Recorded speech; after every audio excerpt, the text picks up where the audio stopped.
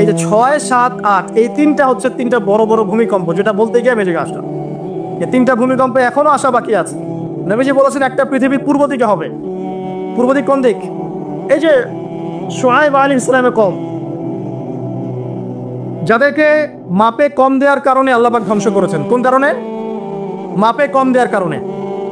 আল্লাহ রাব্বুল আলামিন ভূমিকম্প দিয়ে ধ্বংস করেছেন এই প্রথম এই কমটাকে, যারা ছিল শুআয়ব আলাইহিস সালামের কওম। আপনি দেখেন তারা শিরকের পাপ করতো, ঠিক আছে, এই পাপটা মোটামুটি ধ্বংসপ্রাপ্ত সব কমই করেছে। এই শিরকের পাপ বাদ দিয়ে তারা আরেকটা বড় পাপ করতো, মানে একটা বড় পাপ করতো। সেটা কি? তারা মাপে কম দিত, অন্যদেরকে ঠকাতো, মানে জনগণের সম্পদ লুট করে মাপে কম দিত। এই একটা কারণে আল্লাহ পাক শুআয়ব আলাইহিস সালামের কওমকে পুরো ভূমিকম্প দিয়ে ধ্বংস করে দিয়েছে। তো আমি আপনাদেরকে জানিয়ে রাখি যে আমি যেহেতু আখিরুজ্জামান স্টাডি করেছি বা করছি, এখনো কিন্তু তিনটা বড় বড় ভূমিকম্প আসা বাকি আছে। নবী করিম সাল্লাল্লাহু আলাইহি ওয়াসাল্লাম একদিন মসজিদের সামনে দিয়ে যাচ্ছেন, সাহাবীরা ভিতরে বসে আছেন। সাহাবীরা কোন একটা বিষয়ে কথোপকথন করছেন। নবী করিম সাল্লাল্লাহু আলাইহি ওয়াসাল্লাম জিজ্ঞাসা করলেন, তোমরা কি নিয়ে কথাবার্তা বলছো? সাহাবীরা বললেন যে আমরা কিয়ামতের আলামতগুলো নিয়ে কথা বলছিলাম। তখন নবীজি বললেন সাল্লাল্লাহু আলাইহি ওয়াসাল্লাম, 10টা আলামত আসার আগে কিয়ামত হবে না। কয়টা আলামত? 10টা। এই 10টা আসার আগ পর্যন্ত কিয়ামত হবে না নিশ্চিন্ত থাকতে পারে। কিন্তু এই 10টা কবে চলে আসবে এর কোনো গ্যারান্টি আছে? নাই। তার প্রথমটা হচ্ছে দাজ্জাল, মাসিহুদ দাজ্জাল মানুষের রূপে বের হবে। 2, ঈসা ইবনে মারইয়ামের আগমন। নবী ঈসা আলাইহিস সালাম আসবেন এবং তার হাতে দাজ্জাল নিহত হবে। কোথায় নিহত হবে সেটাও বলে দেওয়া আছে, প্যালেস্টাইনের বাবেলুদ নামক জায়গায়, যে জায়গাটা অলরেডি প্রস্তুত। 3 নাম্বার হচ্ছে দাব্বাতুল আরদ, জমিন থেকে একটা অদ্ভুত প্রাণী বের হবে যে মানুষের সাথে কথাবার্তা বলবে। এটা হাদিসে আছে, কিন্তু তা আমরা এখন নিঃসন্দেহে 90% মানুষ বিশ্বাস করবে না। এবং যারা একটু বেশি চেতনাধারী তারা বলবে যে মোল্লা মুন্সিদের কথা শোনো, প্রাণী বলে আবার কথা বলবে। কিন্তু হ্যাঁ, এই কথাটাই যদি নাসা বলে, যে হ্যাঁ একটা প্রাণী আছে পৃথিবীর গভীরে, সে অচিরেই বের হবে এবং কথা বলবে, দেখবে সবাই বিশ্বাস করছে। তো দেখেন চিন্তার কত শিরক। দেখেন যখন আমরা ওইসব মিডিয়া থেকে কোনো কথা আসে আমরা নিশ্চিন্তে নির্দ্বিধায় বিশ্বাস। আল্লাহ পাক হাদিসে বলছেন, নবী হাদিসে বলছেন দাব্বাতুল আরদ বের হবে, মানুষের সাথে কথাবার্তা বলবে, মানুষ বিশ্বাস করতে চায় না। আর কি? ধোঁয়া। এই ধোঁয়ায় আকাশ ছেয়ে যাবে, ধোঁয়া দিয়ে আকাশ ছেয়ে যাবে। এবং এত বড় ধোঁয়া বিশ্ববাসী কখনো দেখে নাই। এখন অনেকে বলছেন, এখনকার আধুনিক স্কলার যারা, অনেক স্কলারের এটা মত, এটা কিন্তু হাদিসে নাই, তাদের মত হতে পারে যে একটা নিউক্লিয়ার এক্সপ্লোশন হবে, সারা ওয়ার্ল্ড তো এখন নিউক্লিয়ার যুদ্ধের সামনে দাঁড়িয়ে আছে, তখন হয়তো বা ধোঁয়ায় পুরো বিশ্ব ছেয়ে যেতে পারে। এটা তাদের মত, এটা হতেও পারে, নাও হতে পারে, হওয়ার সম্ভাবনা কিন্তু আছে, উড়িয়ে দেওয়া যাচ্ছে না। ঠিক আছে, 4টা। 5 কি? 5 হচ্ছে ইয়াজুজ আর মাজুজ। ইয়াজুজ আর মাজুজ এই প্রকৃতি বের হবে, এরা কিন্তু আদম সন্তান, এবং তারা পৃথিবীর পানি খেয়ে শেষ করে ফেলে দিবে, মহাসাগরের পানি খেয়ে শেষ করে ফেলে দিবে। তারপর এই যে 6, 7, 8 এই তিনটা হচ্ছে তিনটা বড় বড় ভূমিকম্প, যেটা বলতে গিয়ে মেজে আসলো। এই তিনটা ভূমিকম্পে এখনো আসা বাকি আছে। নবীজি বলেছেন একটা পৃথিবীর পূর্ব দিকে হবে। পূর্ব দিক কোন দিক? বাংলাদেশ, পাকিস্তান, মায়ানমার, আপনার শ্রীলঙ্কা, এই পুরো কন্টিনেন্ট পূর্ব দিক, পৃথিবীর পূর্ব দিক। কোন কান্ট্রি এটা বলা হয় নাই, পূর্ব দিক বলা হয়েছে। এবং এখানে ভূমিকম্প বলা হচ্ছে না, বলা হচ্ছে ভূমি ধসে যাবে, মানে পুরো ভূমিটা নিচে চলে যাবে। এখন যারা এগুলো নিয়ে গবেষণা করেন তারাও কিন্তু সেম কথাই বলছেন, খেয়াল করে দেখেন। তারা হয়তো বিজ্ঞান দিয়ে ব্যাখ্যা করছেন, কিন্তু হাদিসে কিন্তু এটা বলা হচ্ছে। আরেকটা হচ্ছে পৃথিবীর পশ্চিম দিকে। আর পশ্চিম দিকে কেন হবে জানেন? সমকামিতার কারণে, সুদের কারণে, জেনার কারণে, পর্নোগ্রাফির কারণে, এবং সারা বিশ্বকে তারা যে জুলুমটা করছে, এই জুলুমের প্রতিফল হিসেবে আল্লাহ পাক বসিয়ে দিবে। এর কোনো অস্তিত্বই থাকবে না। এখন মনে হচ্ছে না যে পুরো সারা ওয়ার্ল্ডকে রুল করছে, অস্তিত্বই থাকবে, ভূমিধস। আরেকটা হচ্ছে পৃথিবীর মাঝখানে কারা আছে বলেন? মাঝখানে আমাদের আমিরুল মুমিনিনরা আছে এখন, নাকি? যারা গান বাজনাকে উন্মুক্ত করে দিচ্ছে, যারা পর্দার শিথিলতা নিয়ে আসছে, হ্যাঁ, যারা ইসরায়েলের সাথে আতাত করছে, এরা আছে, আমিরুল মুমিনিনরা আছে। তো সেখানেও একটা ফিতনা অপেক্ষা করতে থাকেন। তো এই কথাটা বলতে গিয়ে আমি এখানে এসেছি, পৃথিবীতে কিন্তু এখনো 3টা বড় বড় ভূমিকম্প বাকি আছে। সর্বশেষ আলামত হচ্ছে ইয়েমেন থেকে একটা আগুন বের হবে, বিশাল আগুন। এই আগুনটা মানব জাত থেকে হাসরের মাঠের দিকে তাড়িয়ে নিয়ে যাবে। এই 10টা আলামত না আসা পর্যন্ত কিয়ামত হবে না। অতএব আপনি এখন রিল্যাক্সে নাকে তেল দিয়ে ঘুমান, নাকি ভাই?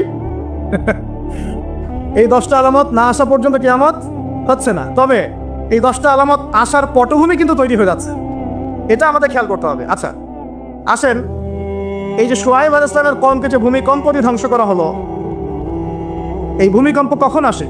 আল্লাহ পাক বলছেন তার রাসূলের মাধ্যমে যখন সমাজের মধ্যে পাপ বেড়ে যাবে, অশ্লীলতা বেড়ে যাবে, মানুষ মাদককে হালাল মনে করা শুরু করবে, জিনাকে হালাল মনে করা শুরু করবে, এবং এই যে বেপরদামি বেড়ে যাবে, তখন সমাজের মধ্যে ভূমিকম্প দেখা দিবে, ভূমিধস দেখা দিবে। গান বাজনা বাদ্যযন্ত্রকে মানুষ হালাল মনে করা শুরু করবে, তখন এগুলো আসবে। তো এগুলো কি আসার বাকি আছে? এখন কি মনে হচ্ছে? আল্লাহ পাক আমাদেরকে হেফাজত করুন, আমিন। বাঁচার উপায় কি? ওই যে বললাম, রব্বানা বলেন, আতিনা মিন লাদুনকা রাহমা ওয়া হাইয়্ লানা মিন আমরিনা রাশাদা। এভাবেই ইতিহাস নিজেকে পুনরাবৃত্তি ঘটিয়েছে। কওমে লূত, মনে আছে? লূত আলাইহিস সালামের কওম, ইব্রাহিম আলাইহিস সালামের ভাতিজা ছিলেন লূত আলাইহিস সালাম। তাকে আল্লাহ পাক একটা কওমকে দাওয়াত দেওয়ার জন্য পাঠালেন, যেই কওম এমন পাপ করছে যেই পাপ ইতিহাসে কেউ কখনো করে নাই। ওই কওমের আগ পর্যন্ত পৃথিবীতে কেউই এই পাপটা কখনো করে নাই। কি পাপ? কে বলতে পারবেন? সমকামিতা। কি পাপ? সমকামিতা। এখন তো অ্যাভেলেবল দেখছি আমরা, এখন অ্যাভেলেবল দেখছি না, ছেলে ছেলে বিয়ে করছে, মেয়ে মেয়ে বিয়ে করছে। এবং বড় বড় কান্ট্রিজ যেগুলো আছে, আপনার আমেরিকা, ব্রিটেন, অস্ট্রেলিয়া, কানাডা, সব জায়গায় এগুলো হালাল। এগুলো হালাল। স্বাধীনতা, বাক স্বাধীনতা। মানে আপনি চাইলে একটা মেয়েকেও বিয়ে করতে পারেন, ছেলেকেও করতে পারেন। আবার কোরআনে বলেছে ছেলে ছেলে সমকামীর কথা, কিন্তু এই যুগে এসে আমরা দেখছি মেয়ে মেয়েও সমকামী। সুবহানাল্লাহ। এবং এটা আমাদের দেশে ছড়িয়ে পড়ছে, এটা কিন্তু অ্যালার্মিং একটা বিষয়।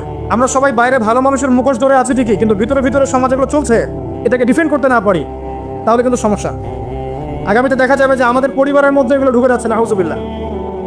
আমরা জরিপ বলছে যে 20 থেকে 30 জন মানুষের মধ্যে একজন মনে করে যে সমকামিতা ভালো জিনিস বা এটা একটা স্বাধীনতা। আপনি কেমব্রিজ অক্সফোর্ডের ডিকশনারি ঘাটলে দেখবেন, সেখানে আগে বলা হতো যে এটা একটা মানসিক রোগ। আপনি 10 বছর আগের ডাটা দেখেন আর 10 বছর পরের ডাটা দেখেন, এখন আপনাকে বলা হবে এটা একটা বাক স্বাধীনতা। আগে বলা হতো মানসিক রোগ। তো এই কওম ছিল কওমে লূত। আল্লাহ পাক এদেরকে এমনভাবে ধ্বংস করেছেন যেভাবে পৃথিবীতে কোনো কওমকে আল্লাহ পাক ধ্বংস করেননি, কাউকে না। কিভাবে? আল্লাহ পাক 2 জন ফেরেশতা পাঠিয়েছিলেন, জিবরাইল আলাইহিস সালাম এবং মিকাইল আলাইহিস সালাম। তাদেরকে সুন্দর যুবকের আকৃতিতে পাঠিয়েছেন, সুন্দর সুন্দর যুবক। সুবহানাল্লাহ। এগুলো বলতে খারাপ লাগে যে এখন ছোট ছোট বালকদেরকেও দেখি বলাৎকার করা হচ্ছে না? নিউজগুলো পান না? আর আমরা এটা জঘন্য প্রতিবাদ করছি। আসলে কোনো কোনো ক্ষেত্রে দেখা যায় যে ইসলামী কিছু প্রতিষ্ঠানের মধ্যে এই রোগ ঢুকে গেছে। তো এটা কিভাবে হলো, আসলে কিভাবে হচ্ছে আমি আপনাকে বলছি। দেখেন, আমি আপনাকে মূল জায়গাটাতে বলছি। এই যে মানসিক বিকৃতি, অসুস্থতাটা হয়েছে অনলি পর্নোগ্রাফির কারণে, অনলি পর্নোগ্রাফির।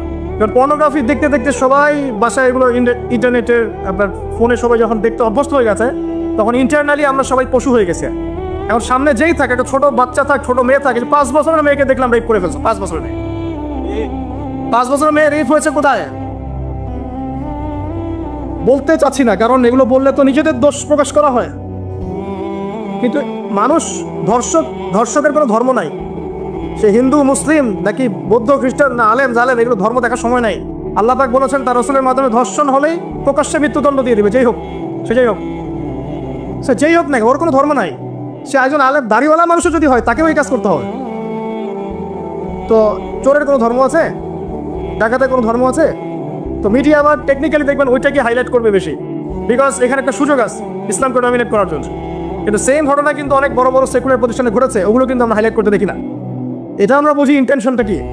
তবে এখানে একটা বিষয় ক্লিয়ার করতে হবে যে পাপ পাপী যেই করুক তাকে শাস্তির আওতায় আনতে হবে। আল্লাহ পাক তৌফিক দান করুন বোঝার। এখন এমন একটা সময় চলছে, বাচ্চারাও এগুলো থেকে নিরাপদ না। 5 বছরের মেয়ে, 7 বছরের মেয়ে, কয়দিন আগে দেখলাম যে 2 বছরের মেয়ে, নাউজুবিল্লাহ, তার সাথেও নাকি এরকম ঘটনা ঘটেছে, এবং উত্তরবঙ্গেরই ঘটনা এগুলা। আর এগুলো শহরের চেয়ে এখন গ্রামে বেশি হচ্ছে। কারণ কি জানেন? গ্রামে তো আগে মানুষ এই উন্মুক্ত পোশাক আশাক দেখতো না খুব বেশি। এখন যখন পর্ন চলে আসছে হাতে, বাসায় সব এগুলো দেখছে, তখন গ্রামে দেখবেন ধর্ষণ বাড়ছে না? এটা নিয়ে আমি আলাদা লেকচার দিয়েছি যে কতগুলো ধর্ষণ হয়েছে এই পর্যন্ত। এই বছরই লাস্ট এই বছরই দেখবেন রিপোর্টেড 1337টা রেপের ঘটনা ঘটেছে এই বাংলাদেশে। কি অ্যালার্মিং বিষয়। আর আমেরিকাতে প্রতি 6 জনে 1 জন রেপ হয়, আর রেপের রাজধানী হচ্ছে সাউথ আফ্রিকা, ওখানে প্রতি 3 জনে 1 জন রেপ হয়। তো এগুলো কিভাবে হচ্ছে? Only because of pornography. এটা যদি এখনো বন্ধ করতে না পারা যায়, আগামী ভবিষ্যৎ খুব খারাপ হবে। যেখানে সেখানে মানুষ জেনা করবে, যাকে তাকে রেপ করবে দেখে নিয়ে, বিকজ এটা ভিতর থেকে মানুষকে পশু বানিয়ে দিচ্ছে।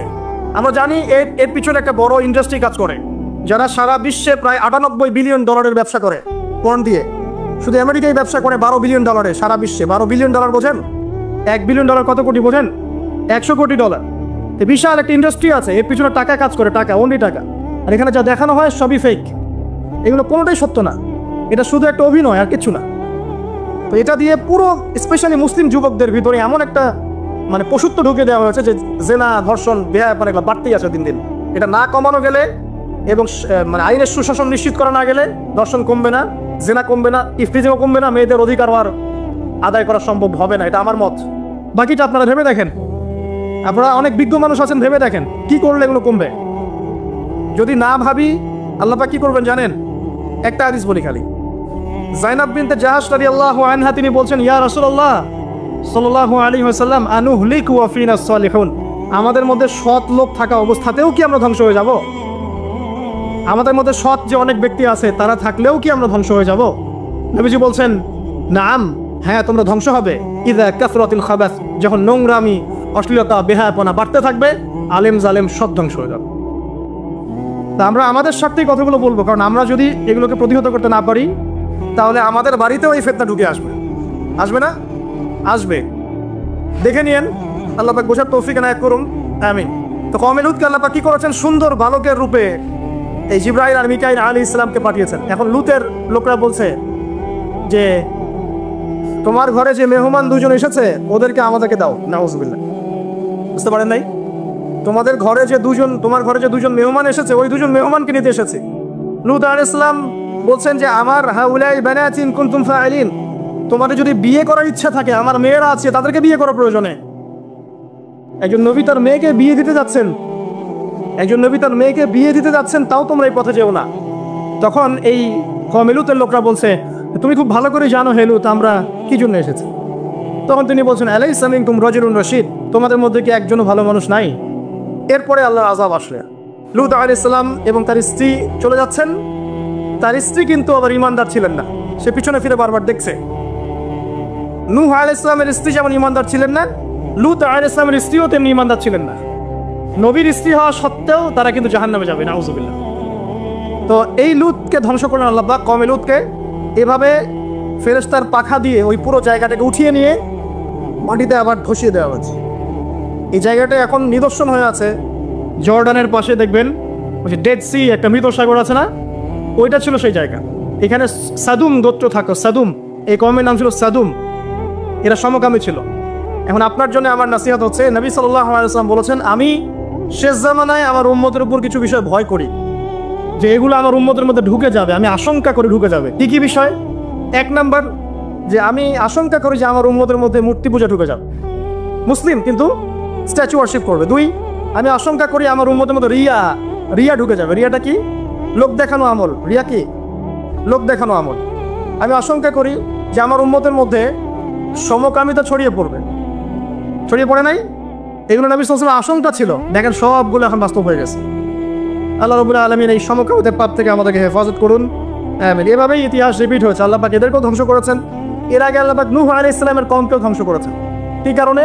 তারা লাত, এই যে ইয়াগুস, ইয়াউক, নাসর এরকম কিছু স্ট্যাচু ওয়ার্শিপ করত। এক পর্যায়ে আল্লাহ রাব্বুল আলামিন 950 বছর দাওয়াত দিয়েছেন নূহ আলাইহিস সালাম তার কওমকে। 950 বছর দাওয়াত দেওয়ার পরেও তার কওম যখন আল্লাহর আনুগত্য করলো না, আল্লাহ রাব্বুল আলামিন মহাপ্লাবন দিয়ে তাদেরকে ধ্বংস করে দিয়েছে। এভাবেই যুগে যুগে ইতিহাস রিপিট করেছে।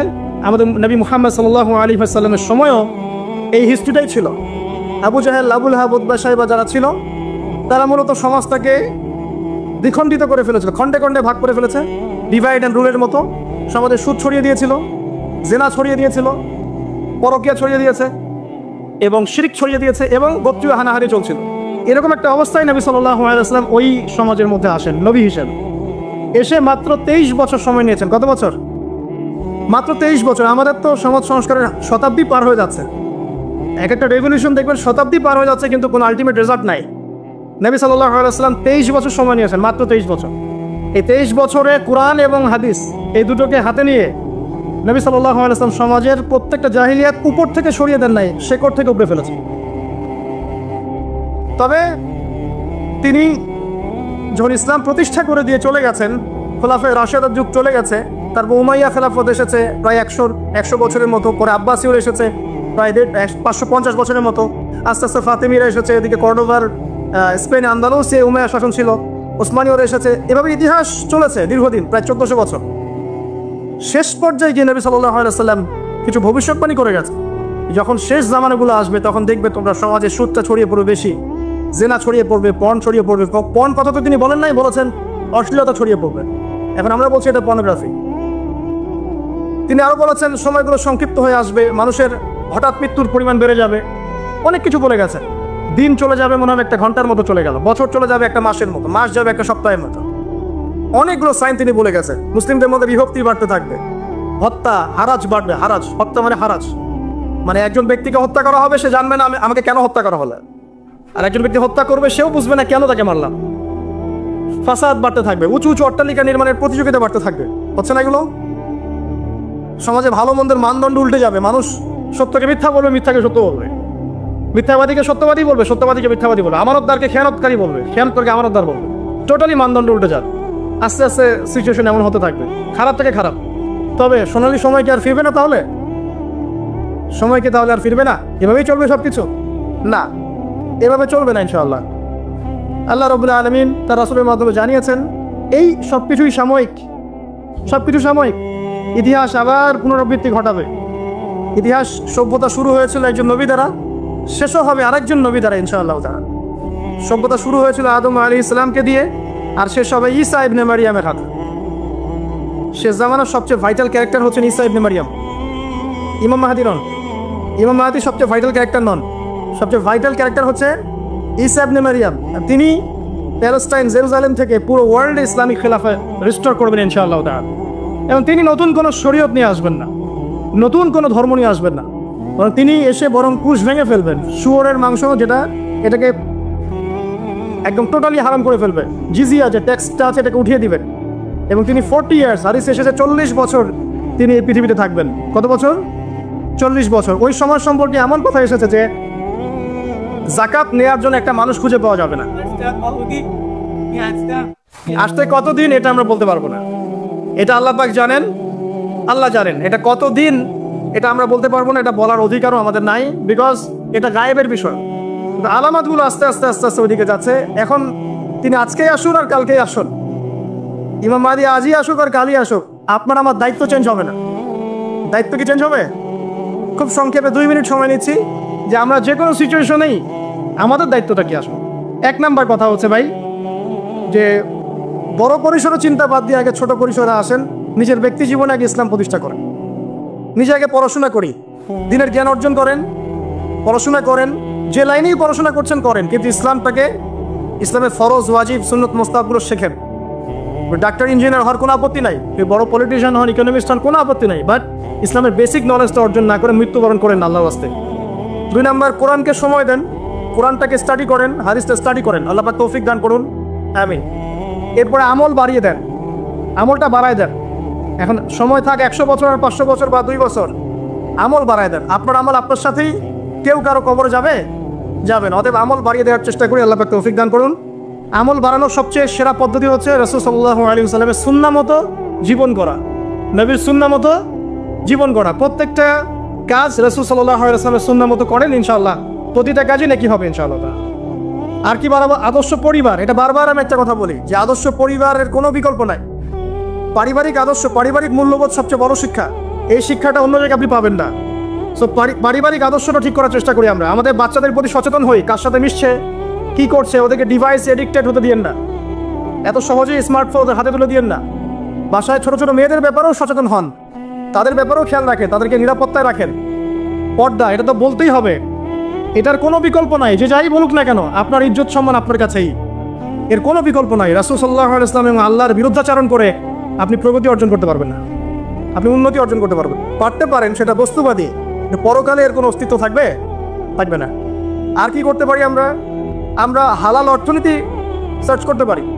হারামে যারা যারা আছে আজকে তওবা করি, আজকের এই লেকচার যাদের কানে যাবে, আমরা দোয়া করি আল্লাহ পাক সবাইকে হারাম রিজিক থেকে ফিরিয়ে নিয়ে আসুন। আমি বারবার একটা কথা বলি ভাই, আপনার আমল নামায় যতটুকু রিজিক আছে এর একটা দানা না খেয়ে আপনি মৃত্যুবরণ করবেন না, আপনার মৌত হবে না। এখন আপনার রিজিকটা আপনি কি অবৈধ পথে চাচ্ছেন না বৈধ পথে চাচ্ছেন, এটা আপনার ডিসিশন।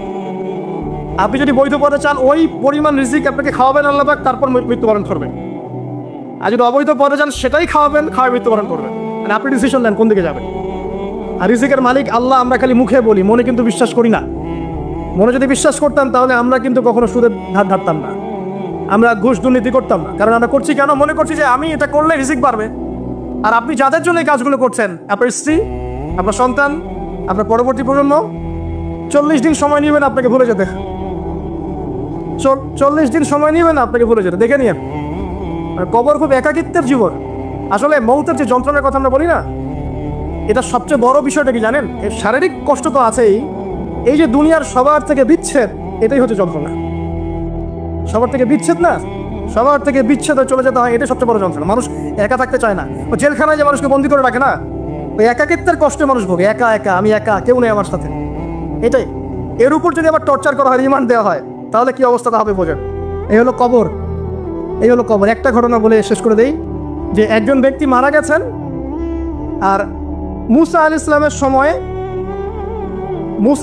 সময় মানে বানু ইসরায়েলের কোন এক নবী, আমি ঠিক নাম বলতে পারবো না যে কোন নবী, কারণ নামটা হাদিসে আসে নাই, কোন একজন নবী আল্লাহর কাছে দোয়া করছেন, আল্লাহ মৃত মানুষের সাথে আমার একটু কথোপকথন করায় দাও।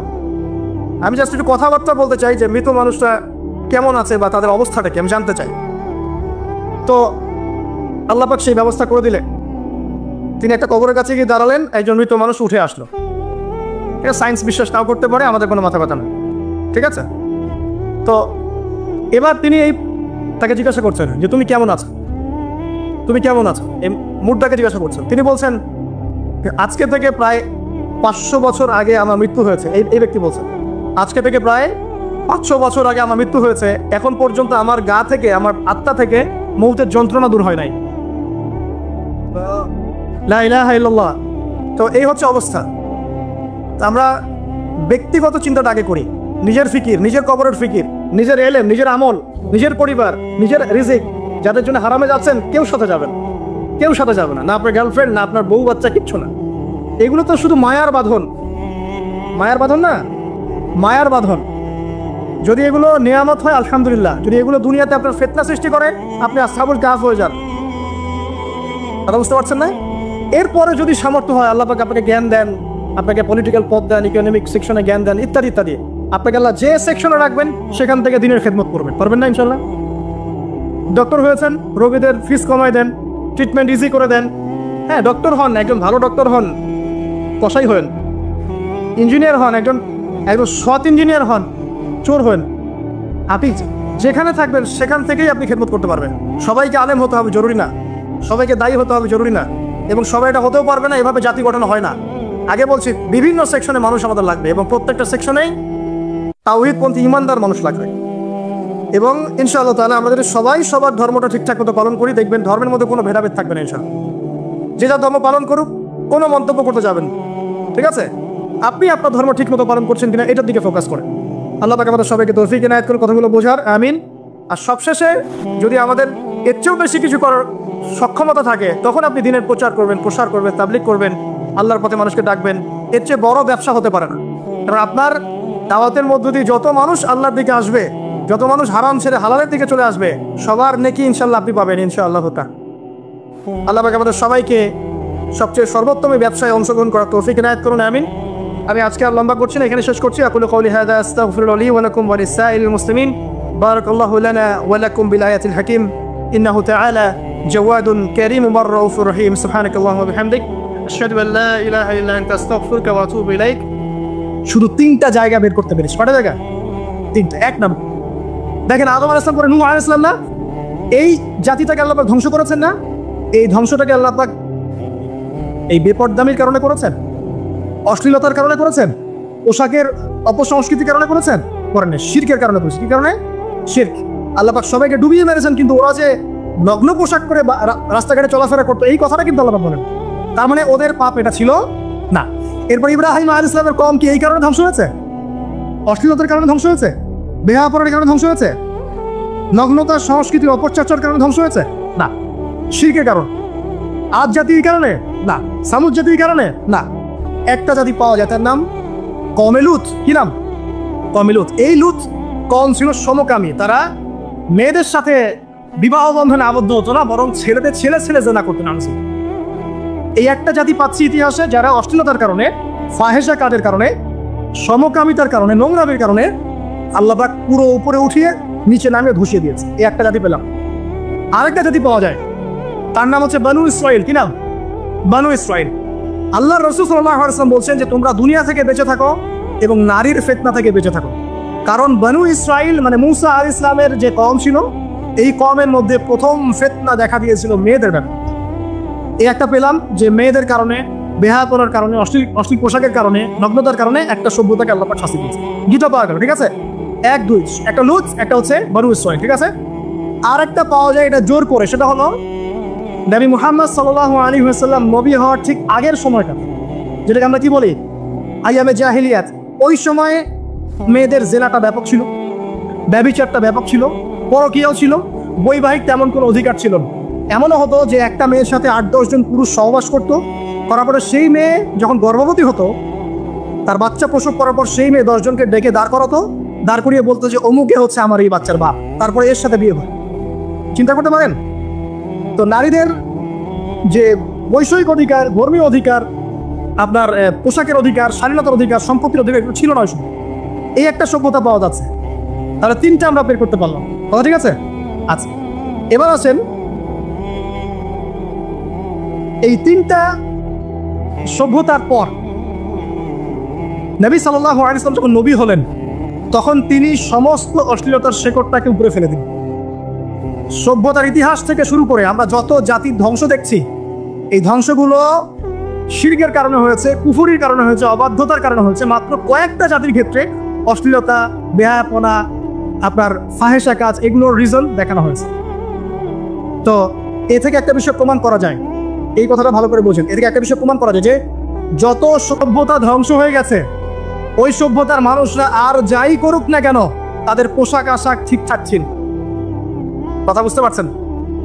যত সভ্যতা ধ্বংস হয়ে গেছে, আদ, সামুদ, নূহ, ফেরাউন, ঠিক আছে, যত সভ্যতা ধ্বংস হয়ে গেছে, তাদের আর যত পাপী থাক, হয়তো কেউ অহংকারী ছিল, কেউ কুফরি করেছে, কেউ শিরক করেছে, হ্যাঁ, কেউ সন্তানদেরকে হত্যা করেছে, কেউ মানুষ হত্যা করেছে, কেউ জুলুম করেছে, কেউ অহংকার করেছে ইত্যাদি, কিন্তু তাদের পোশাক আশাক শতাব্দীর পর শতাব্দী ঠিকঠাকই ছিল। এটা নিয়ে আল্লাহ পাক কোরআনে খুব বেশি কথা বলেন। তার মানে বোঝা যায় যে এটা রিমার্কেবল কোনো কথা বলার বিষয় ছিল না, আল্লাহ পাক বলেন। অর্থাৎ যুগ যুগ ধরে মানুষের স্বাধীনতার পোশাকটা ঠিকই ছিল, কারণ মানুষ জানতো যে তাদের পিতা মাতাকে তাদের পিতা মাতাকে ইবলিস লগ্ন করে দিয়েছিল জান্নাতে। এই কথাটা মানুষের মাথার মধ্যে ছিলই, এবং বিভিন্ন ধর্মগ্রন্থে এটার অস্তিত্ব আছে। আপনি শুধু ইসলাম না, অন্য যে কোনো ধর্মগ্রন্থ ঘাটেন, হিন্দু ধর্মগ্রন্থ ঘাটেন, সেখানে দেখবেন বলা হচ্ছে যেন মেয়েরা পর্দায় থাকে। দেখেন, পরে দেখেন বেদের মধ্যে এটা আছে, আমি গতকালকেও স্টাডি করছি। এবং খ্রিস্টান ধর্মগ্রন্থ পড়েন, সেখানে দেখবেন লেখা আছে, ওদের যে ওল্ড নিউ টেস্টামেন্টে আছে, দেখবেন যে যারা মাথার চুল দেখিয়ে বেড়ায় তাদের শাস্তির কথা বলা হয় যে চুল যেন কেটে দেওয়া, ওদের ধর্মগ্রন্থে আছে। যারা জিউস, যারা পুরো বিশ্বে মুসলিমদেরকে অত্যাচার করে থাকে, এদের ধর্মগ্রন্থ পর্যন্ত আছে যে যখন ইসহাক আসছিলেন, একজন নারী জিজ্ঞাসা করলেন কে আসছেন, তার ভৃত্য বললেন যে আমার প্রভু আসছেন, তখন তিনি নেমে নিজে একটা ঢিলেঢালা পোশাক করলেন, তারপর সামনে গেলেন। শুধুমাত্র ইসলাম ধর্মে নয়, যত ধর্ম চলে গেছে পৃথিবীতে, সমস্ত ধর্মের মধ্যেই নারীদের শালীন পোশাকের কথাটা বর্ণিত আছে এখন পর্যন্ত। তার মানে যারা এখন অশালীন বিষয়ের দিকে মানুষকে ধাবিত করতে চায়, এদের আসলে কোনো ধর্ম নাই। ধর্মের সাথে এদের কোনো সম্পর্ক আসলে নেই। আর আমরা কিন্তু কথা বলছি ধর্মের বেসিসে, হোক সেটা হিন্দুইজম বা খ্রিস্টানিজম বা জিউডিজম বা ইসলাম, আমরা ধর্মের বেইজে কথা বলছি। এখন যদি কেউ বলে ধর্মতাত্ত্বিক কথাবার্তা দিয়ে এসবে দলিল দিবেন না, তাহলে তার সাথে একটা ডিবেট হবে আল্লাহ আছেন কি নাই। যদি আমরা ডিবেটে জয়লাভ করি হ্যাঁ আল্লাহ বলে একজন আছেন, তাহলে আল্লাহ পাকের বিধান কোনটা, এখন চলমান সর্বশেষ বিধান কোনটা, এটাতে আসতে হবে ডিবেট। ডিবেট 1 আল্লাহ আছে কি নাই, ডিবেট 2 আল্লাহ পাকের সর্বশেষ ধর্মগ্রন্থ কোনটা। এই তো এই দুটোতে আমরা যদি জয়লাভ করি, এবং ইনশাল্লাহ আমরা সেটা করবো, এটাতে আমাদের কেউ ঠেকাতে পারবেন ইনশাল্লাহ, এটাই সত্য, তাহলে মানুষের উপর ওয়াজিব হয়ে যাবে এটার উপর আমল করা। এখন আমরা এর বেসিসে দেখবো কোনটা ঠিক কোনটা বেঠিক, তাই না, কোনটা সত্য কোনটা মিথ্যা, কোনটা নাই কোনটা নাই, তখন আমরা এর বেসিসে দেখবো, অন্য কোনো ভিত্তির বেসিসে দেখবো না। এখানে চেতনা, যুগ যুগ ধরে চলে আসা সংস্কৃতি, আমাদের বাপদাদা তো হয়, এইসব ইস্যু করা যাবে না। বেস হবে কি কোরআন এবং সুন্নাহ এবং অন্যান্য ধর্মগ্রন্থগুলো, যদি ওটাতে রাজি থাকে ওটাতেও, কারণ প্রত্যেকটা ধর্মগ্রন্থেই বলা আছে শালীনতার কথা, লম্বা ঢিলে গেলা পোশাকের কথা, হোক সেটা হিন্দুইজম বা খ্রিস্টানিজম বা জিউডিজম। পরে দেখেন, না থাকলে আমার কাছে আসেন, প্রতিটা ধর্মগ্রন্থে এটা কথা লিখা আছে। এবার আসেন, সর্বশেষ নবী মুহাম্মদ সাল্লাল্লাহু আলাইহি ওয়াসাল্লাম যখন নবী হন, আরবের ওই চিত্রটা জেনা, ব্যভিচার, পরকীয় অশ্লীলতা, এটাকে সমূলে উপরে ফেলে দেন 23 বছরের মধ্যে। 23 বছরের নববী জীবনের পরে সেখানে কোনো জেনা আছে, কোনো বেপরদামি আছে, কোনো ব্যভিচার আছে, কোনো সুদ আছে, কোনো শিরক আছে, কোনো মাদক আছে? যেগুলো আছে খুবই অল্প, যেটা আছে সেটা কি খুবই অল্প। এটা কিন্তু ধরা যায় না, দুই একটা অ্যাক্সিডেন্ট হতেই পারে। সাহাবীর যুগেও নামাজ পড়তে গিয়ে কোনো একজন দেখা গেছে অ্যাক্সিডেন্ট হয়ে গেছে, জেনা হয়ে গেছে, এটা তো রেয়ার ঘটনা। এক্সেপশনাল সামথিং কি এক্সাম্পল হতে পারে? যেটা কমন সেটা হচ্ছে এক্সাম্পল। মানে আপনি বলবেন যে মেয়েদের শালীনতার কথা এবং এর কারণে ধর্ষণের সংখ্যা বৃদ্ধি হচ্ছে, কথা আপনি যখন বলবেন, কিছু মানুষ আপনাকে বলবে যে তাহলে বোরখাওয়ালা মেয়ে কেন ধর্ষণ হচ্ছে, তাহলে বাচ্চা কেন ধর্ষণ হচ্ছে। আপনাকে বলছি পরিসংখ্যানটা কতটুকু, কেন হচ্ছে সেটা আমরা জবাব দিব। আগে বলছি পরিসংখ্যান কতটুকু। যারা বেপরদায় চলছে এদের হ্যারাসমেন্টের পরিসংখ্যানটা বেশি না বোরখাওয়ালা মেয়ের পরিসংখ্যানটা বেশি? বলেন।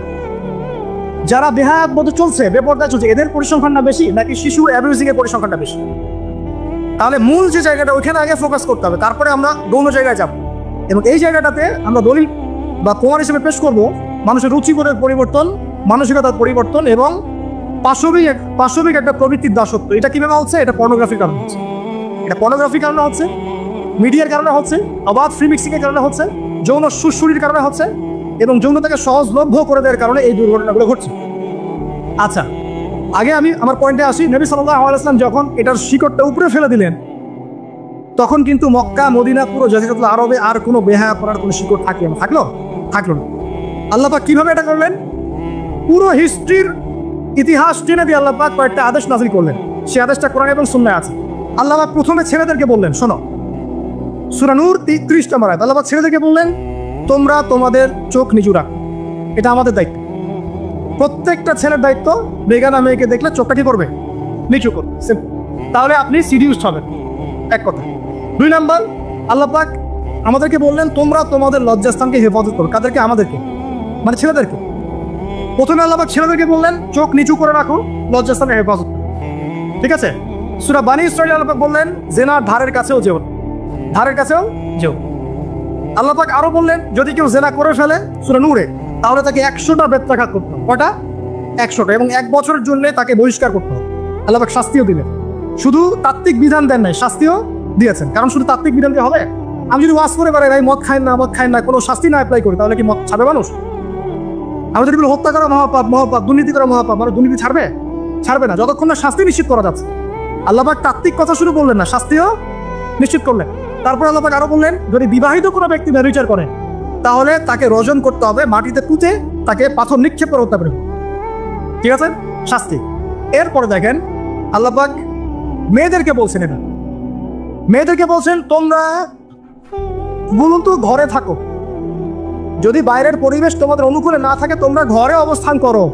ওয়াকারনা ফি বুয়ুতিকুন্না ওয়ালা তাবাররুজনা তাবাররুজাল জাহিলিয়াতিল উলা। তোমরা মূলত ঘরে থাকো। জাহিলি যুগে মেয়েরা যেভাবে নিজেদেরকে প্রদর্শন করে বেরোতো, এই কাজটা তোমরা করো না। যদি করো তাহলে সমাজে বেহায়াপনা, ফাহিশা বেড়ে যাবে, তোমরা নিজেরাই ক্ষতিগ্রস্ত হবে, যেটা ওরা হচ্ছে এখন।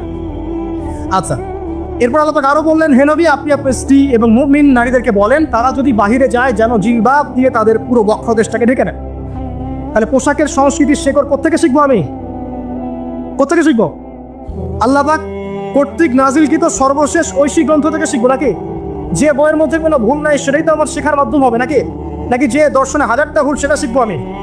আল্লাহ পাক এখানে বলছেন, মুমিন নারীদেরকে বলো, বাইরে গেলে পরে তারা যেন জিলবাব দিয়ে, কাপড় দিয়ে সুন্দর করে বক্ষদেশ এমনি ঢেকে রাখে। রাখার কথা এখানে নাই শব্দে, ঠিক আছে?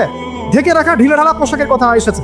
আচ্ছা, আসেন, আল্লাহ পাক আরো বললেন যে তোমরা অমুক অমুক অমুক অমুক, যেমন আপনার বাবা, আপনার ভাই, আপনার এই যে সন্তান, এই যে মাহরাম যারা আছে, এদের সামনে ছাড়া অন্যদের সামনে যখনই যাবে, তোমরা কিন্তু হিজাব অবলম্বন। আল্লাহ পাক হিজাবের বিধান দিলেন, চক্ষু নিচু করতে বললেন, লজ্জাস্থানের হেফাজত করতে বললেন, এবং যদি এর পরেও কেউ ভুল করে ফেলে, তাহলে আল্লাহ পাক শাস্তির কথা বললেন। আল্লাহ পাকের সিস্টেমটা সুন্দর হলো না? এই সিস্টেমটা নবী সাল্লাল্লাহু আলাইহি ওয়াসাল্লাম অ্যাপ্লাই করলেন, সমাজ থেকে সমস্ত জেনা, ব্যভিচারের ভিত্তি উঠে চলে। সুবহানাল্লাহ বলবেন না? এটা হলো অবস্থা। তারপর দেখেন,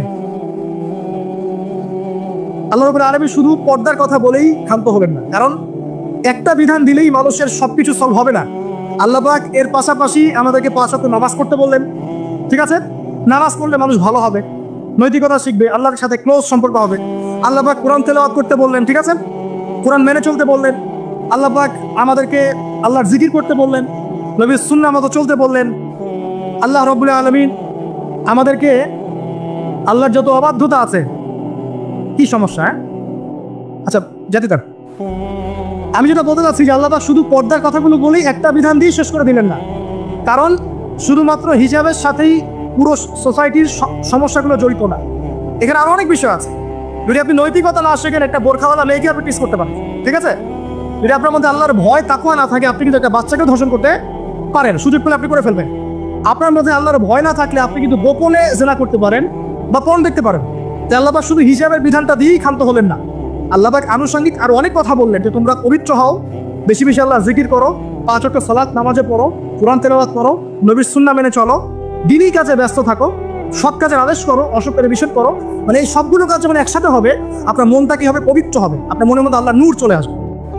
আপনার মনে আল্লাহর নূর চলে আসবে, তখন এইসব অন্ধকার বা এই যে জাহিলিয়াতগুলো আপনার কাছে ভালো লাগবে। যখন আপনার ইন্টারনাল যে সোলটা আছে, যখন এনলাইটমেন্ট হবে আল্লাহ নূর দিয়ে, তখন আপনার কাছে সব হারাম প্রিমিক্সিং, হারাম পরকিয়া, আপনার জেনা, আপনার ব্যভিচার, পর্ন, এগুলো বিভীষিকাময় মনে হবে, আপনার কাছে ভালো লাগবে। আল্লাহ পাক অন্তর জগৎটা পরিবর্তন করার জন্য আমাদেরকে এই সিস্টেমগুলো দিলেন। শুধু হিজাবই করবে, not this is not necessary. এর সাথে আরো অনেক বিষয় থাকবে, নামাজ, রোজা, হজ, যাকাত, হ্যাঁ, হজ, উমরা, তাজকিয়া, জিকির, আজকার, কোরআন তেলাওয়াত, আমর বিল মারুফ, নাহি আনিল মুনকার, সব একত্রিত হবে। আবার হিজাবও চলবে। এরপরে যদি কেউ সীমা লঙ্ঘন করে, শাস্তিও আছে। পুরো সিস্টেমটা সুন্দর না? এই সিস্টেমটা যখন আল্লাহ পাক তার রাসূল মুহাম্মদ সাল্লাল্লাহু আলাইহি ওয়াসাল্লামের মাধ্যমে লঞ্চ করলেন আরবের মধ্যে, আরবে না কোনো জেনা থাকলো, না কোনো ব্যভিচার, না কোনো মাদক, না কোনো পর্ন, না কোনো এই যে নারীর অবমাননা, কিছুই থাকলো। একটা মেয়ে 300 মাইল দূর থেকে এসে একা হজ করে চলে যেত, কেউ তার দিকে তাকাতো না। এমন যুগ চলে গেছে। মহিলা সাহাবী রণকৌশল মানে যুদ্ধের বর্ণ করে উহুদে যুদ্ধ করেছেন, কেউ তার দিকে তাকায়নি, তাকিয়েছে? তাকায়নি। এখন ওই যুগটা আপনি দেখেন, রাসূল সাল্লাল্লাহু আলাইহি ওয়াসাল্লামের যুগ, আবু বকর সিদ্দিক, ওমর ইবনে খাত্তাব, ওসমান, আলী, এই খুলাফায়ে রাশিদার স্বর্ণযুগটাকে আপনি দেখেন। ওই যুগে আপনি রেপের হার কত পার্সেন্ট মহিলা রেপ হয়েছে? ওই যুগে কত পার্সেন্ট মেয়ে জেনায় লিপ্ত হয়েছে? ওই যুগে কত পার্সেন্ট ছেলে মেয়ে ধর্ষণ করেছে? ওই যুগে কত পার্সেন্ট নারীর শিশুপানি হয়েছে? কত পার্সেন্ট নারীকে টিস করা হয়েছে? কত পার্সেন্ট মেয়েকে মার্ডার করা হয়েছে? কত পার্সেন্ট মেয়েকে যৌতুকের জন্য চাপ দেওয়া হয়েছে? একটু পরিসংখ্যানটা দেখেন আমাদেরকে। সভ্যতা কিন্তু লাফাচ্ছেন। ওই সভ্যতায় যা হয়ে গেছে, নবী সাল্লাল্লাহু আলাইহি ওয়াসাল্লাম থেকে শুরু করে খোলাফায়ে রাশিদিন যা হয়েছে, এই পার্সেন্টেজগুলোর সাথে বর্তমান পার্সেন্টেজকে মিলবে? ওই যুগে রেয়ার জেনা 2-1টা হয়েছে, মদ খেয়েছে মানুষ রেয়ার কয়েকজন, মানুষ ব্যভিচার করেছে রেয়ারলি 2-4 জন, 100 বছরে 2-4 জন। ওই যুগে দেখবেন মানুষ পরকীয়ার নামই জানতো না, সমকামীদের কি জিনিস মানুষ জানতোই না, শর্ট পোশাক, বিকিনি সংস্কৃতি কি মানুষ জানতো না, ঠিক আছে? আনকভার ইউ, এই যে মুভমেন্ট চলছে, এগুলোর মানে কি মানুষ জানতো না? জানতো? ওই যুগে কি মুসলিমরা পিছিয়ে ছিল? জ্ঞান বলেন, বিজ্ঞান বলেন, অর্থনীতি বলেন, রাজনীতি বলেন, সমরনীতি বলেন, অস্ত্রশস্ত্র বলেন, কোন সেক্টরে কি মুসলিমরা তখন পিছিয়ে ছিল কিনা? উত্তর দেন, পিছিয়ে ছিল না। তাহলে স্বর্ণযুগ আমরা কোনটাকে বলবো? এই বর্তমান দাজ্জালীয় সভ্যতাকে স্বর্ণযুগ বলবো, নাকি খোলাফায়ে রাশিদার এবং নবী সাল্লাল্লাহু আলাইহি ওয়াসাল্লাম রেখে যাওয়া যুগটাকে স্বর্ণযুগ বলবো? তাহলে ওই যুগ যদি স্বর্ণযুগ হয়, তাহলে ওই যুগের সুন্নাহ এই যুগে অ্যাপ্লাই করতে হবে না? তাহলে ওই যুগের সমস্যা যেমন দূর হয়েছে, এই যুগের সমস্যা দূর হবে না? এই সহজ বাংলা কথাটা বললে কি আমরা মৌলবাদী হয়ে যাব? এই সহজ বাংলা কথা বুঝতে গিয়ে কি আমি ধর্মান্ধ হয়ে যাব, ব্যাকডেটেড হয়ে যাব? এই কথাটা আমরা বলতে এখন সাহস পাই না, কি কারণ?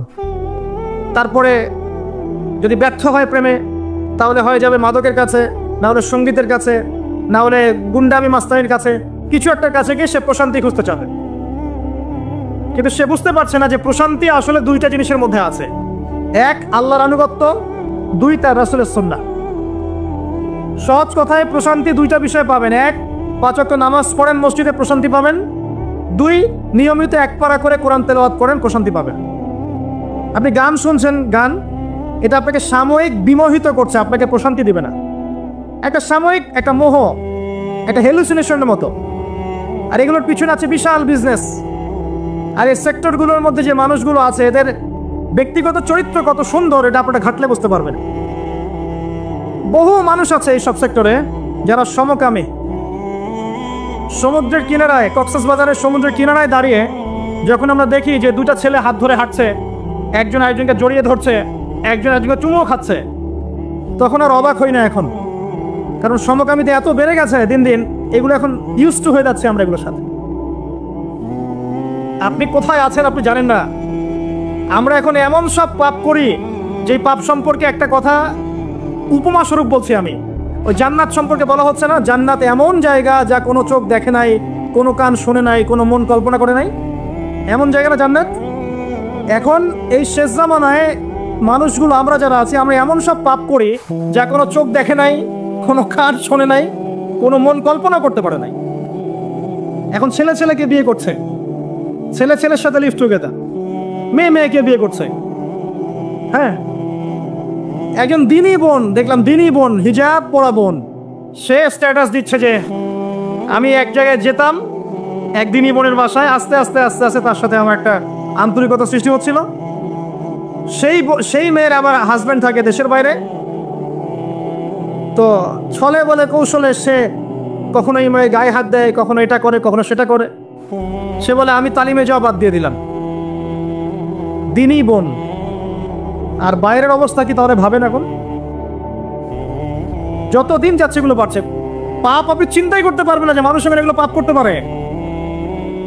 মেয়ে মেয়ে একসাথে থাকে এবং একসাথে তারা একে অপরের যৌন চাহিদাও পূরণ করে। বলবেন যে এগুলো কিভাবে জানলেন? ভাই, ইন্টারনেট সবকিছু জানিয়ে দেয় এখন। এটা জানিয়ে দেওয়ার যুগ। আপনি বাসায় দেখবেন তরকারি রান্না করেছেন, ফেসবুকে দিয়ে দিলেন। কাপড় ধুয়েছেন, ফেসবুকে। স্ত্রীর সাথে বাইকে ঘুরেছেন, ফেসবুকে। মানে আমরা এখন প্রাইভেট লাইফ আর পাবলিক লাইফের পার্থক্য বুঝি না, নিজেরাই সব জানিয়ে দিতে চাই। এখান থেকে জানা যায়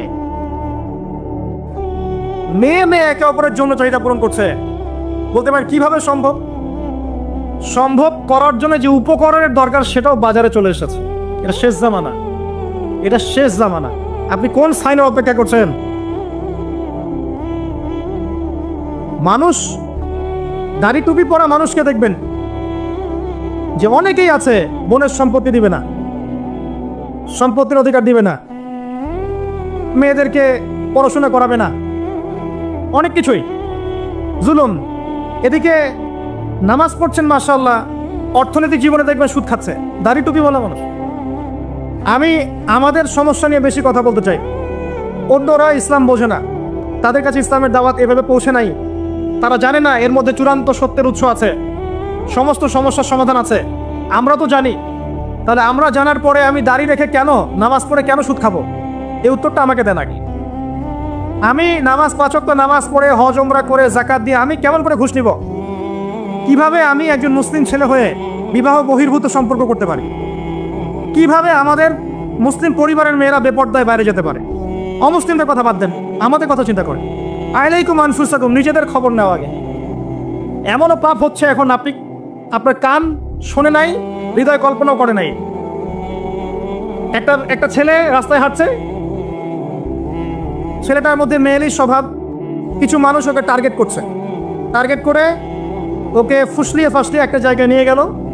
নিয়ে গিয়ে ওকে একটা অফার করলো, সে অফারে রাজি হলো না। তারপর তাকে মনে করেন ওই যে অজ্ঞান পার্টি আছে না, এরকম অজ্ঞান করে ফেললো। ফেলে একটা গোপন জায়গায় নিয়ে গিয়ে তার যে পুরুষাঙ্গটা আছে এটাকে কেটে ফেলে দিয়েছে। কেটে ফেলে দিয়ে তাকে হিজরাতে দলভুক্ত করেছে এবং সে এখন রাস্তাঘাটে টাকা তুলে বেড়ায়, একটা অংশ ওদের মনিককে দেয়। এটাই ওর জব। এখানে প্রশাসনের অনেক ভাই আছে, আমি জানি, তারা জানে বাস্তবতা কি জিনিস। কল্পনা করতে পারবেন না যে এদের মধ্যে গ্রুপিং আছে, কোথায় থাকবে কে, কতক্ষণ, কত ঘন্টা, এটা টাইম নির্ধারণ করা আছে। কেউ কেউ স্বেচ্ছায় হিজরা হচ্ছে যাতে করে টাকা কামাই করা যায়। জানেন কোথায় আছেন? একটা মেয়ে একটা বাচ্চাকে নিয়ে ঢাকা শহরের মিরপুরের ফুটপাতে দাঁড়িয়ে আছে। বাচ্চা ঘুম, বাচ্চা ওঠে না। দীর্ঘ সময় অবজার্ভ করছে যে বাচ্চা ঘুম, এতক্ষণ ঘুমের কারণ কি? দেখে জিজ্ঞাসা করা হলো বাচ্চা কার? যে বাচ্চাকে দেখি আপনি টাকা তুলছেন। বললো আমার বাচ্চা। কিছুক্ষণ পরে একজন তাকে এসে সেভ করে নিয়ে চলে গেল, যেহেতু গন্ডগোল হচ্ছিল। পরে সেই এলাকার স্থানীয় এক ভাই, সেখানকার পলিটিক্যাল একজন ভাই, সে আমাকে বোঝাচ্ছে যে আসলে ভাই বিষয়টা অন্যরকম। কি বিষয়?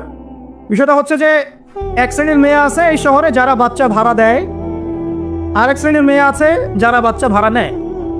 যারা বাচ্চা ভাড়া দেয় তারা এই ভাড়ার বিনিময়ে টাকা পায়, আর যারা ভাড়া নেয় তারা বাচ্চাকে রাস্তায় শুয়ে দেখায় যে বাচ্চা অসুস্থ, টাকা দেন, সাহায্য করেন। তো বললাম যে বাচ্চা এতক্ষণ ঘুমায় থাকে কিভাবে? তোর ভাই বাচ্চা ঘুমায় থাকে না, ঘুমের ওষুধ খাওয়ায় রাখে। ওই বাচ্চা কি অপরাধ? হৃদয় কল্পনা করবেন এমন পাপ মানুষ করছে এখন। আপনার কল্পনার বাইরে মানুষের পাপ একটা। প্রিয় যুবক ভাইরা, এগুলো বলতে গেলে অনেক সময় লাগবে। আখিরুজ্জামানের ম্যাক্সিমাম সাইন এখন স্পষ্ট হচ্ছে। মানুষ আল্লাহর হালালকে হারাম করছে, হারামকে হালাল করছে। সত্যবাদী মিথ্যাবাদী হয়ে যাচ্ছে, মিথ্যাবাদী সত্যবাদী হয়ে যাচ্ছে। মানুষ উঁচু উঁচু বিল্ডিং নির্মাণের প্রতিযোগিতায় ব্যস্ত, মত্ত, দুনিয়ার নেশায় মত্ত। দিনকে মানুষ দুনিয়া উপার্জনের মাধ্যম বানিয়ে খাচ্ছে। মানুষ মাদককে হালাল মনে করছে, জেনাকে হালাল মনে করছে। সময়গুলো সংক্ষিপ্ত হচ্ছে, আল্লাহর আযাব গজবগুলো বাড়ছে। বিশ্বাস করেন, মন থেকে একটা কথা বলছি, আল্লাহর গজব আসা শুধু সময়ের ব্যাপার মাত্র, জাস্ট সময়ের ব্যাপার।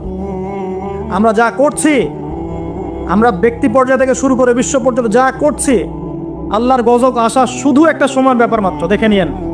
আল্লাহ পাক আমাদেরকে বাঁচাক, হেফাজত করুক, দোয়া করি। আল্লাহুম্মা আমিন। আল্লাহর কাছে দোয়া করি, আল্লাহ, যে মানুষগুলো এই পৃথিবীতে আছে তোমাকে ডাকছে, নীরবে নিভৃতে তোমাকে ডেকে চোখের পানি ফেলছে, যাদেরকে তুমি এই পৃথিবীতে তোমার অর্পিত দায়িত্ব দিয়েছো, যারা যথাযোগ্যভাবে পালন করছে, এদের ওসিলায় হলেও আমাদেরকে হেফাজত করো। আমি যুব সমাজ আল্লাহর পথে জীবন উৎসর্গ করছে না। আমরা এখন ব্যস্ত আছি দুনিয়ার পিছনে, স্ট্যাটাস, বাড়ি গাড়ি, সম্পত্তি, মেয়ে, নারী, নেশা, মদ, এগুলো। প্রিয় ভাই, এই যৌবনকালে যে আপনি মারা যাবেন না কোনো গ্যারান্টি নাই। আমাদের বয়সী বহু ছেলে কবরে চলে গেছে। আজকের লেকচার শোনার পর অ্যাটলিস্ট তওবা করে ফিরে আসেন। আপনার গার্লফ্রেন্ডের সাথে সম্পর্ক ত্যাগ করেন। সম্পর্ক ছাড়ার সময় ফোন দিয়ে বলেন না যে আর কথা বলবো না তোমার সাথে, আজকেই শেষ, এখনই কেটে ফেলেন। যদি আজকে বলতে চান যে আর কথা হবে না, লেকচার শুনে আসছি, তওবা করবো, তোমার সাথে আমার কোনো সম্পর্ক নাই, তাহলে এই সম্পর্ক আর শেষ হবে না, চলতেই থাকবে। একদম ডিলিট করে ফেলেন। পড়াশোনা করেন, 5 ওয়াক্ত নামাজ পড়েন, আল্লাহর রাস্তায় সময় দেন, হালাল একটা রিজিকের সোর্স খোঁজার চেষ্টা করেন। রিজিকের সোর্স হয়ে গেলেই আপনি বিয়ে করে ফেলেন। প্রাপ্তবয়স্ক হয়েছেন, বিয়ে করে ফেলেন। আর পিতা মাতাদের প্রতি রিকোয়েস্ট থাকবে, বিয়েটাকে সহজ করে দেন। আপনার সন্তানদেরকে জিনা থেকে বাঁচান, চোখের পাপ থেকে বাঁচান, মনের পাপ থেকে বাঁচান। আমার ফোনটা যদি আমি খুলি আপনাকে দেখাই, এখানে 3,000 4,000 করে মেসেজ আসে। আমি সব তো দেখার সময় পাই না, যে কয়টা স্ক্রল করার সময় পাই। ম্যাক্সিমাম সমস্যা, ভাই হস্তমৈথুনে অভ্যস্ত হয়ে পড়েছি, ছাড়তে পারি না, কি করব? ভাই বিয়ে করতে চাই, সামর্থ্য নেই, কি করব? ভাই আমার স্বামীর সাথে বনিবনা হয় না, কি করব? প্রবলেমস। বেশিরভাগ প্রবলেমস নৈতিকতার সাথে সম্পৃক্ত। যখন আপনি দিনের কাজে ব্যস্ত থাকবেন, দুনিয়ার বিষয়গুলো আপনার কাছে তুচ্ছ মনে হবে, তখন দেখবেন এইসব সমস্যা আপনার সাথে নাই। আপনি দিব্যি নামাজ পড়ছেন, রোজা রাখছেন, কোরআন তেলাওয়াত করছেন, দাওয়াতি কাজ করছেন, আপনি ভালো থাকবেন। একটা রিজিকের সোর্স বের করার চেষ্টা করেন, একটা নেককার মেয়েকে বিয়ে করে ফেলেন। এই জায়গায় অস্থির হয়ে সিদ্ধান্ত নেবেন না। একদিন বলেছি এক লেকচারে, আবার বলছি, বোরখাওয়ালা মেয়ে দেখলেই পাগল হয়ে যায় না। ঠিক তো বলছেন। সব বোরখার পিছনে প্রকৃত দিনদারিতা কিন্তু থাকে না। প্রথম কথা হচ্ছে আপনাকে আল্লাহর কাছে চাইতে হবে, এই দোয়াটা করতে হবে, রব্বানা হাব লানা মিন আজওয়াজিনা ওয়া যুররিয়াতিনা কুররাতা আয়ুন ওয়াজআলনা লিল মুত্তাকিনা ইমামা। এই দোয়াটা করতে থাকতে হবে। আল্লাহ পাক দেখবেন ইনশাআল্লাহ একজন নেককার স্ত্রী আপনাকে দান করেছেন ইনশাআল্লাহ। আরেকটা টিপস, নিজের চরিত্রকে ভালো রাখেন, আল্লাহ পাক আপনাকে উত্তম চরিত্রের মেয়ে দিবেন ইনশাআল্লাহ। নিজের চরিত্রকে ভালো রাখবেন না, আশা করতে যায়েন না যে একজন কুমারী পুণ্যবতী স্ত্রী আপনার ঘরে চলে আসবে, এটা আশা করতে যায়েন না। আল্লাহ পাক কিন্তু ন্যায় বিচার করেন। প্রিয় ভাইরা, আমরা আরশের ছায়া পেতে চাই না? যুবক ভাইদের প্রতি অনুরোধ থাকবে, সমস্ত পাপগুলোকে ছেড়ে দেন, মাদক ছেড়ে দেন। মাদক আপনাকে কোনো সুখ দিবে না। এই ফ্রেন্ড সার্কেলকে দেখানোর জন্য স্মার্টনেস মনে করে সিগারেট টানতে যায় না, ওখান থেকে আপনি ইয়াবাতে চলে যাবেন, ওটা প্রথম ধাপ। এখন যে প্রশাসন কিছু মাদক ধরছে, LSD না সামথিং লাইক এরকম নাম, যেগুলো ইয়াবার চেয়ে বেশি ভয়ঙ্কর, সেগুলো আমাদের দেশে ঢুকে গেছে। যতক্ষণ পর্যন্ত আমরা আমাদের যুবকদের নৈতিক চরিত্র ঠিক করতে পারবো না, আইন দিয়ে সব সমস্যার সমাধান করা যাবে না। এটা কখনো হয় না। মানুষকে পিটিয়ে, জেল দিয়ে, শুলি দিয়ে, ফাঁসি দিয়ে সবসময় সমস্যার সমাধান হয় না। ভিতরে নৈতিকতার পরিবর্তন দরকার আছে। একটা জাতিকে যদি আমরা একটা ইতিহাস শেখাতে চাই, সবসময় সেই ইতিহাসের চর্চা করতে হয় না? চর্চা করতে করতে করতে করতে ওটা মাথায় ইনস্টল হয়ে যায়। ঠিক একইভাবে যদি আমি চাই যে এরা নৈতিকভাবে সৎ হোক, তাহলে নৈতিকতার চর্চা বাড়াতে হবে। আস্তে আস্তে দেখবেন ইনশাআল্লাহ তাআলা তাদের মনের মধ্যে আল্লাহর ভয় ঢুকে যাবে। আল্লাহর ভয় একবার ঢুকে গেলে তাকে জেনার অফার করা হলেও সে বলবে আমি আল্লাহকে ভয় করি। তার সামনে মদের পেয়ালা দিলেও বলবে আমি আল্লাহকে ভয় করি। ইনশাআল্লাহ তাআলা আমরা আশাবাদী আগামী দিনের উম্মার পতাকা এবং দেশের ধারক বাহক হবে এই যুব সমাজ। আল্লাহ পাক আমাদের যুবক ভাইদেরকে নৈতিকভাবে উন্নত করুন, জ্ঞানী গুণী বিজ্ঞ হিসেবে কবুল করুন এবং জানা অনুযায়ী আমল করার তৌফিক দান করুন। তাদের চরিত্রকে আল্লাহ পাক সুন্দর করে দিন, আমিন। প্রিয় যুবক ভাই, পাপগুলো ছেড়ে দেন, তওবা করে ফিরে আসেন। আল্লাহ আপনার জন্য অপেক্ষা করছেন, আপনি কখন তওবা করে আসবেন। বিশ্বাস করেন আল্লাহ আপনার জন্য অপেক্ষা করছেন যে কখন আপনি তওবা করবেন। প্রত্যেক রাতে আল্লাহ পাক প্রথম আসমানে নামেন এবং আপনাকে আহ্বান করতে থাকেন, কে আছো আমাকে ডাকবে, আমি তোমার ডাকে সাড়া দিব। কে আছো আমার কাছে চাইবে, আমি তোমার চাওয়া পূরণ করব। কে আছো আমার কাছে ক্ষমা চাইবে, আমি তোমাকে মাফ করে দেব। প্রত্যেক রাতেই। আপনি মাদকের কাছে সুখ পাবেন না, গার্লফ্রেন্ড আপনাকে সুখ দিবে না। আর প্রকৃত অর্থে এগুলো ভালোবাসার পরিচয় নয়। আল্লাহ আপনাকে ভালোবাসেন, মানুষ মানুষের অবস্থানকে ভালোবাসে, আল্লাহ আপনার আত্মাকে ভালোবাসেন। একটা কথা মনে রাখবেন, মানুষ মানুষের অবস্থানকে বেশি মূল্যায়ন করে। আল্লাহ পাক আপনাকে সৃষ্টি থেকেই ভালোবাসেন।